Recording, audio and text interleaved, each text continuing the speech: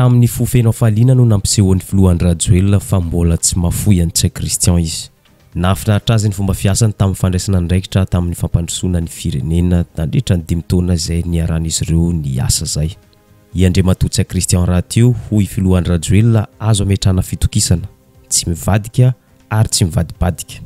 Arak'izany, tamin'ny fomba ofisialy no nanaovan'ny filohan'ny Rajoelina ny fanambarana fa mbola Iandriamatotsy Christian ihany no nametrahana fitokisana ho lasa Premier Ministre ndray amin'ity taom-piasana manaraka ity. Ka noho izany dia niraisiko ampahendrena ny anarana zay natolotrareo solombavam-bahoaka. Ary mino aho fa olona afaka ametrahana fitokisana mahitsy ary tsy mivadibadika. Hitatsika tsara angamba ny tantara teto amin'ny firenena. Tsy lehibe an'androm-panjakana maromaro fa vao napetraka dia fantatrareo ny toyany fa tsy toizako. Zay ny mahazava-dehibe hoe mila olona tsy mivadibadika isika, mahafehy ny asa ary manana traikefa takiny mba anohizana hatrany ireo dingana rehetra efa natomboka ary tsy maintsy ho fitaina eo anatin'ny zavatra zay planina, zay programme napetratsika. Koa dia raisiko raha ny fanapa-kevitra anendry ny lehiben'ny gouvernementa ho fanohizana ny asa zay natao dia ho averiko ary ho tanako Premier Ministre Andriamatotsy Christian.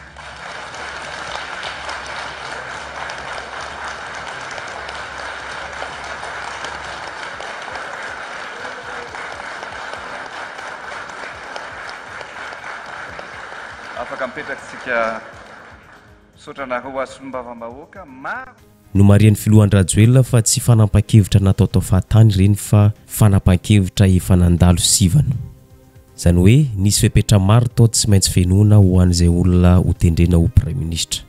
Zany hoe mila olom-pirenena azo ametrahana fitokisana, olom-pirenena tsy mivadika ary tsy mivadibadika, olom-pirenena vonona, vanona ary manana traikefa mifanojo amin'ny andraikitra ho tazominy amin'ny maha Premier Ministre azy.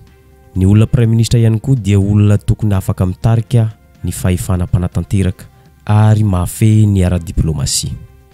Raha namadibadika nandinika tsara filohan'ny Rajoelina dia tsy nahita olona ankoatran'ny Tsay Christian na afeno an'ireo fepetra no tanisaina teo.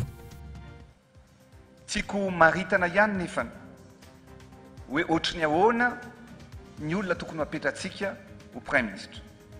Ny tokony atao ho Premier Ministre dia olom-pirenena vonona, vanona ary manana ny traikefa mifanojo amin'izany andraikitra goavana izany. Na eo amin'ny lafiny fahaiza-manao izany, eo amin'ny lafiny fahafantarana ihany koa ny firenena manerana ny Madagasikara, na eo ihany koa eo amin'ny lafiny fitarihana ny rafitra mpanatanteraka na ireo ministra zay mpikambana ao anatin'ny gouvernement. Natio. Raha fehezina ity fanendrenan'ny Premier Ministre vaovao ity dia mbola Andriamatotsy Christian ihany no nisolo toeran'ny Andriamatoa Christian Tsay. Eo ihany zany rehetra zany fa tsy nanadino ny arahaba ny filohan'ny antenimieram-pirenena vaovao i Andriamatoa Andry Rajoelina dia tsy iza zany fa Tokely Justin. Namoaka ny fihetsempo-ny izy manoloana ny zavatra nafinaritra azy nandritra ny fanendrenany ity filohan'ny antenimieram-pirenena vaovao ity. Ny zavatra nafinaritra azy sy nampihetsi-po azy dia zao. Mbola tsy nanomboka akory ny taom-piasan'ny antenimieram-pirenena vaovao dia efa nampivondrona sahady ny solombavam-bahoaka, nanambatra ny solombavam-bahoaka tamin'ny alalan'ny fanomezana vato zato isan-jatony an'ny filohan'ny antenimieram-pirenena vaovao ny fifidianana an'ity mpanina vaovao ity. Midika izany hoy filohan'ny Rajoelina fa nanome ohatra modely tsara teo imason'izao tontolo izao ny solombavam-bahoaka teto amintsika. Fanampin'izay nanome tsodrano an'ity filohan'ny antenimieram-pirenena vaovao ity filohan'ny Rajoelina ka ny anaran'Andriamanitra no nentiny nitsodrano an'ny filohan'ny antenimieram-pirenena vaovao. Andriamatoa filohan'ny antenimieram-pirenena miaraba anao manokana ihany koa ny tenako satria nampivondrona sahady ianao ny solombavam-bahoaka zay mandrafitra ny antenimieram-pirenena ka nahazo ny fitokisana 100 isan-jato napetraka ireo solombavam-bahoaka la ny à l'unanimité izany hoe mba nanome ohatra tsara ianareo solombavam-bahoaka manerana an'izao tontolo zao nampiseho an'izay fiara-mientana sy firaisapo izay. Andriamanitra ny hanome anao ny fahendreny amin'ireo fanapa-kevitra rehetra ho raisina amin'ny fitariana an'io androm-panjakana iray io. Tsy nijanona tamin'ny filohan'ny antenimieram-pirenena vaovao ihany ny tsodrano nampiasaina ny anaran'Andriamanitra fa ny tsodrano ireo solombavam-bahoaka zay nahazo maro anisa. Tena nivona antenimieram-pirenena ihany koa izy raha ny marimarina kokoa dia ny solombavam-bahoaka avy ao am-voavoanana Irmar. Tsy nijanona tamin'ireo solombavam-bahoaka Irmar ihany ny tsodrano fa nanome tsodrano ireo solombavam-bahoaka tsy miankina na solombavam-bahoaka indépendant izay nivadika ho nanoana ny maro anisa Irmar. Ianareo solombavam-bahoaka rehetra kosa izay mandrafitra ny antenimieram-pirenena,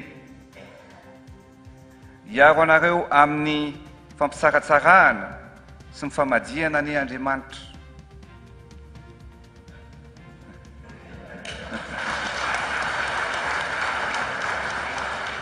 Ka ny fitiavan-tanindrazana sy ny fanompoana ny firenena no anjaka sy ameny ny tsirairay avy.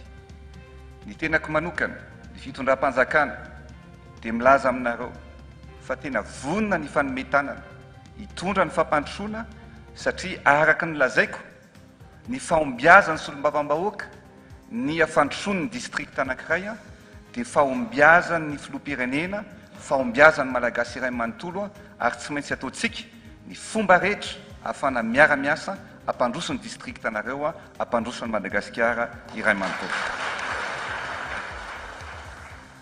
Ho antsika izay nanaraka ny kabary izay nataony, ohatra ny mahatsikahatra ihany fa tsodrano nalaina avy tao amin'ny baiboly no navadika ho tsodrano ho an'ireo solombavam-bahoaka hitondra amin'ity toam-piasana manaraka ity. Fanampin'izay nampatsiahy ny solombavam-bahoaka i filoha Andry Rajoelina fa fitiavan-tanindrazana sy fanompoana firenena no tokony antom-pisian'izy ireo mijoro amin'ny asa maha-solombavam-bahoaka azy ireo. Nanome toky ny filoha Andry Rajoelina fa vonona hifanometanana ampandroso ny distrika rehetra misy an'ireo solombavam-bahoaka vonona ampandroso ny Madagasikara. Satria ny antony dia zao, azo refesina amin'ny fandrosoan'ny distrika tsirairay ny fomba fiasan'ny solombavam-bahoaka tsirairay isaky ny distrika, ary azo refesina amin'izany ihany koa ny fahombiazan'ny filoham-pirenena amin'ity fitantanana ny Madagasikara malalantsika ity. Ankoatr'izay, novoizin'ny filoha Andry Rajoelina fa ireny voka-pifidianana solombavam-bahoaka ireny dia efa nampiseho sahady fa mbola mametraka fitokisana amin'ny fitondram-panjakana ny vahoaka malagasy. Mampiseho fa mbola manantena fandrosoana avy amin'ny loko volomboasary ny vahoaka malagasy. Raha lazaina fomba hafa dia zao, afa-po tanteraka tamin'ny fomba fiasan'ny filoham-pirenena, fomba fiasan'ireo gouvernementa miaradia amin'ny vahoaka malagasy, ary nasehon'izy ireo tamin'ny alalan'ny latsabato izany hoy filoha Andry Rajoelina. Na dia io aza zany rehetra zany, tsapan'ny filoha Andry Rajoelina fa mbola lavitra ny fandrosoana i Madagasikara. Tsy azo lavina hoy izy fa mbola maro ny ezaka tokony atao amin'ny fampandrosoana ny Madagasikara. Fa kosa Madagasikara dia efa mandroso, efa misy fiovana hoy filoha Andry Rajoelina. Ny voka-pifidianana ny solombavam-bahoaka iny dia manamarina indray fa ny vahoaka malagasy dia mbola mametraka ary nakatoa ny asa izay nataontsika. Na dia fantatra fa mbola betsaka sy maro ary ny ezaka tena tokony mbola ho atao eto amin'ity firenena ity. Satria raha androany zao no miresaka aminareo fotsiny hoe nanaontsika ny forum mikasika ny planning familial ary voamaly nahazo mari-pakasitrahana manokana avy any amin'ny UNFPA. Eto ampamaranana dia zao, mahalasa eritreritra ny antony mbola nanendreny filoha Andry Rajoelina ny Prime Ministre tsy Christian indray. Premier ministre efa hita fa tsy nahita fahombiazana teo amin'ny fitantanana. Premier ministre anisan'ny vesatra amin'ny fampandrosoanan'i Madagasikara ity Premier ministre Tsay Christian ity. Efa nalohan'ny vahoaka, nalohan'ny solombavam-bahoaka tao amin'ny antenimieram-pirenena ary efa nahazo motion de censure tamin'ireo solombavam-bahoaka maro anisa teny anivon'ny antenimieram-pirenena. Fa nahoana no mbola tazomin'ny Filoha Rajoelina amin'ny toerany i Premier ministre Tsay Christian? Amin'ny lafiny iray dia tsy mampametra-panontaniana akory izany satria efa hita miharihary fa fomba fiasan'izy roa lahy no nahatonga ny Madagasikara mihemotra tafalatsaka ao anatin'ny fahantrana lalina. Izany tsy mitaraina ny délestage ankehitriny, izany tsy mitaraina amin'ny tsy fisiany rano, izany tsy mitaraina amin'ny faratsiany lalana, iza ihany koa tsy mitaraina amin'ny tsy fandriam-pahalemana, fahasalamana, fianarana, kolikoly eny amin'ny tompona ndraiky mpanjakana isany ambaratongany, ny fiakaran'ny vidim-piainana, ny tsy fisinasa sy ny sisa sy ny sisa. Iza no tsy mitaraina an'izany? Ary izany rehetra izany dia vokatry ny fiara-miasan'izy roa lahy. Ety amin'ny farany dia azo valiana tsara ny fanontaniana hoe nahoana no tsy fohin'Andry Rajoelina i Premier ministre Tsay Christian. Ny valiny dia noho izy roa manana fomba fijery mitovy, fomba fiasa mitovy ary tanjona mitovy. Ny fijoroan'i Tsay Christian teo amin'ny toerany maha Premier ministre azy no nampaharitra ny fitondrany Andry Rajoelina, no nampaharitra ny sezany Andry Rajoelina tsy nirodana. Araka izany, tsy afaka ny anala ny vato fehizoro ijoroan'ity fitondrany Andry Rajoelina ity ny filoham-pirenentsika raha mbola te hitazona ity taom-piasana manaraka ity. Ary izay koa mamarana ny videontsika androany, aza adino misabone sy manisy izay amin'ny videontsika amin'ny manaraka indray.